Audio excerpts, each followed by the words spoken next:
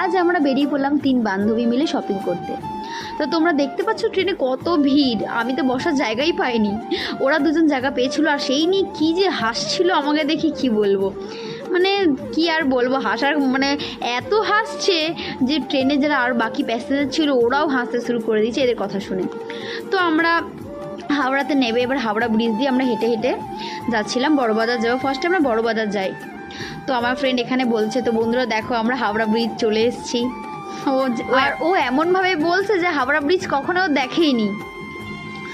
তো আমরা এখানে যাওয়ার পরে বড় বাজারে দেখি কালেকশন এত সুন্দর সুন্দর, চোখ ধাঁধানো কালেকশন, মানে জুয়েলারি কালেকশন থেকে শুরু করে জামা কাপড়, ড্রেস, লেহেঙ্গা, সব কিছুই মানে দেখে মনে হচ্ছে কোনটা নেব কোনটা ছাড়বো। যেমন তোমরা এই যে ব্যাঙ্গেলসগুলো, এই চুড়িগুলো দেখছো, এগুলো সব 50 টাকা করে ওখানে বিক্রি হচ্ছিলো। মেকআপ থেকে শুরু করে কুর্তি সব কিছুই। তো তোমরা দেখো এত সুন্দর সুন্দর কালেকশন।